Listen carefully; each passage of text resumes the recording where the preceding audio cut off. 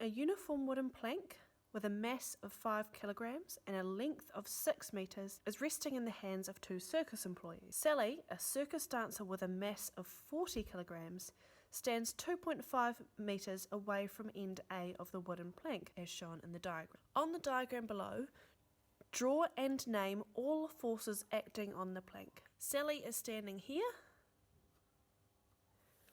Alright, so we're definitely going to have a weight force for Sally. Okay, and that's going to be quite big because she is 40 kilograms. Okay, so that will be the weight force for Sally.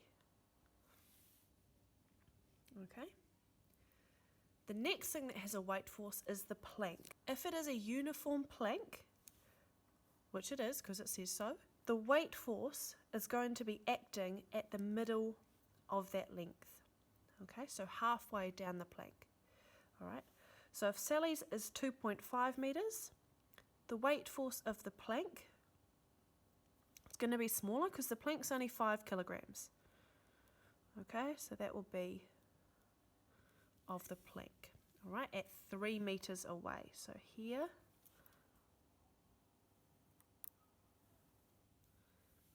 that is 3 meters. Okay. But the plank isn't falling anywhere. Okay, it's in equilibrium or it's stationary. So we must have some other forces that are going to oppose those weight forces. We're going to have 2 support forces provided by Alf and Bert. Alright.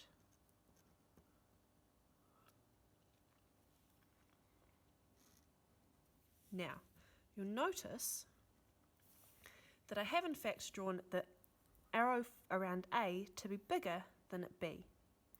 Alright, this is because if Sally is closer to end A than B, then A is going to have to provide more support force for the plank to stay in equilibrium. Okay? Okay, question B. The plank is in a state of equilibrium when Sally is standing still, 2.5 meters away from end A of the plank. So first part, describe the conditions needed for the plank to be in equilibrium. Okay, so we need to say 2 things, all right, because we're talking about conditions. We're going to need to talk about forces and what's happening with those, and also about torques and what is happening with those. Okay, so with the forces, all right, they need to be balanced in any direction. Okay, because it's an equilibrium, there's no net movement one way or the other. All forces in any direction, so vertically or horizontally, must cancel each other out or must add to 0. Okay, so okay, the sum of all forces in any direction must be 0. And we can actually write this, okay? Okay, so this means the sum of, this is forces, and that's equals 0. Okay? The same thing must be true of the torques. So the sum of all torques in any direction must also be 0. Right? Those are our 2 conditions. Okay. The next bit, calculate the total clockwise torque around end A of the plank. Okay, so end A is our pivot point. All right, so we're going to be measuring any distances from that pivot point. All right. So a torque is a force at a distance. Okay. So the total torque is the torque of one thing plus the torque of another thing around that same point. All right, so we can do this all together or we can do it separately. All right, I'm going to do it separately. So the torque, firstly, let's think about Sally. So the torque of Sally is her force times her distance. Now, we don't actually have her force. At the moment, all we have is her mass, but we can work out her force. Okay, so force is mass times gravity. We know that we've used it lots. All right, so what we're going to do is we're going to do that all in one. So Sally's mass is 40 times by 9.8, which is that equation there, and then times by her distance, which is 2.5, because it's away from A. And that should give us 980 newtons. The torque for the plank, similar thing, 5 kilograms, times by gravity of 9.8, times by, now, the plank is 6 meters long, but we need to use the distance at where the force is acting, not with the whole plank. So in this case, the distance is going to be 3 meters because that is where the force is acting. So for this one, we should have a torque of 147.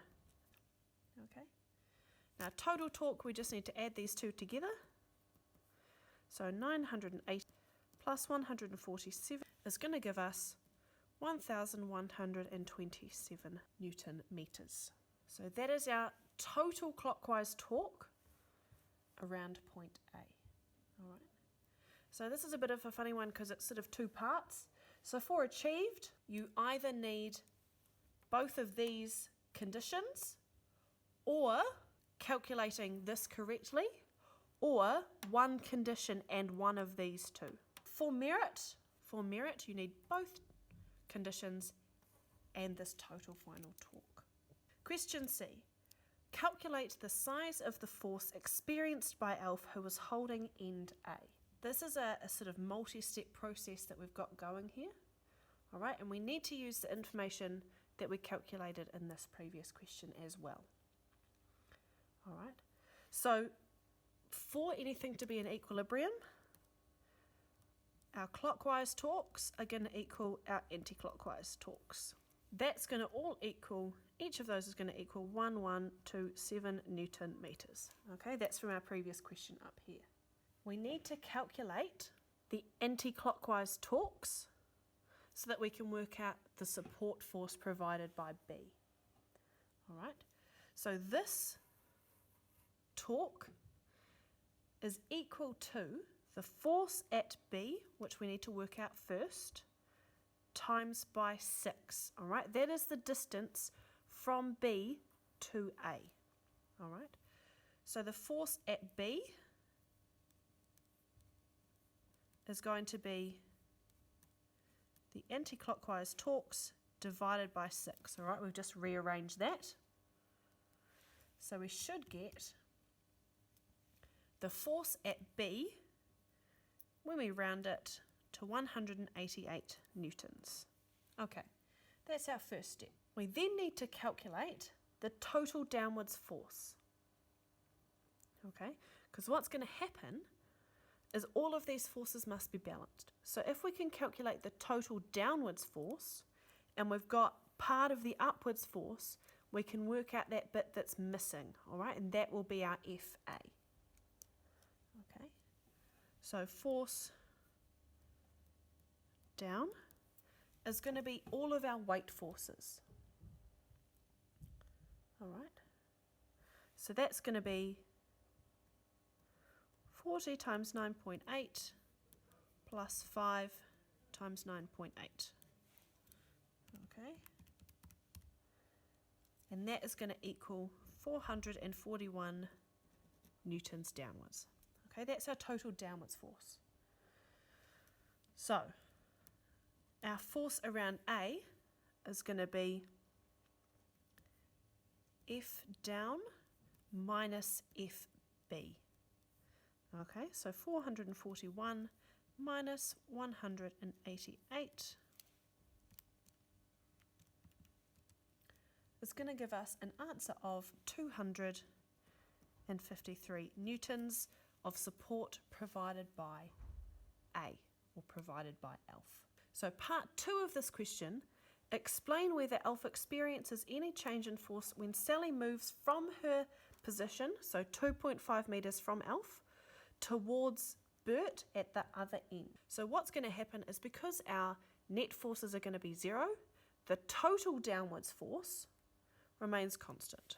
Okay, so that's our first thing we need to help with our explanation. Because it is that force weight of Sally plus the weight force of the plank. Okay, those masses and those weight forces aren't going to change. So if the total downwards force is constant, then the total upwards force as Sally moves towards B, the upwards force, or that support force provided at A, decreases, and we could prove that with some maths, and force provided at B increases because the net torques are 0.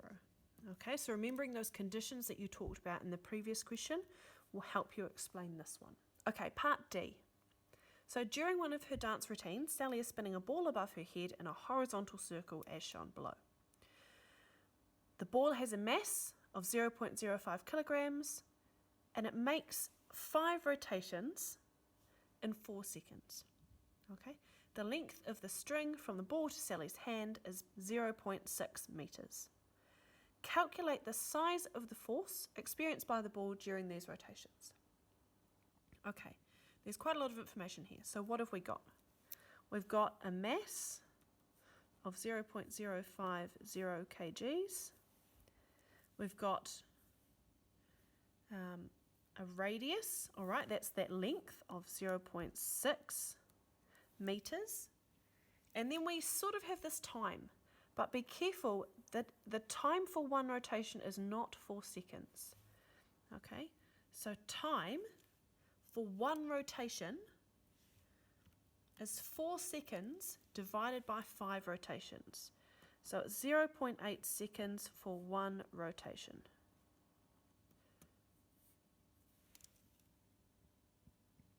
Okay. And what we're wanting to find out a force. Okay, so there's our guess technique. We can have a look at our equations sheet, all right, and work out what we need. Okay, so the first one we're going to use is velocity is distance divided by time. Okay, we need a velocity to work out this FC in the end, all right? And we don't really have a distance, but we sort of do, okay? So because it's in a circle, all right, and we have the radius, we can actually work out the circumference, all right? So instead of distance here, we could also write 2 pi r divided by t, all right? And that would be calculating our circumference. So 2 pi times 0.6 divided by 0.8. So we should get a velocity of 4.71 meters per second. Then we need to calculate our FC. All right, so FC is mass times velocity squared divided by the radius. Okay, so we now have that velocity, we can use that in here. All right, so mass of the ball, 0.05 times by 4.71 squared divided by 0.6. So we should get a centripetal force of 1.85 newtons. All right, but we need to look at our significant figures again. So we've got 2 here, we've got 2 here, and we've got 2 here. So that makes it pretty easy. We need to round to 2 significant figures, so 1.9 to SF. So this is actually only a merit question, okay? Calculating this, the correct speed, all right, or somehow getting an incorrect speed but getting the right force, you get an achieved. Getting it all correct, you get a merit, okay? So please make sure you put down all of your working.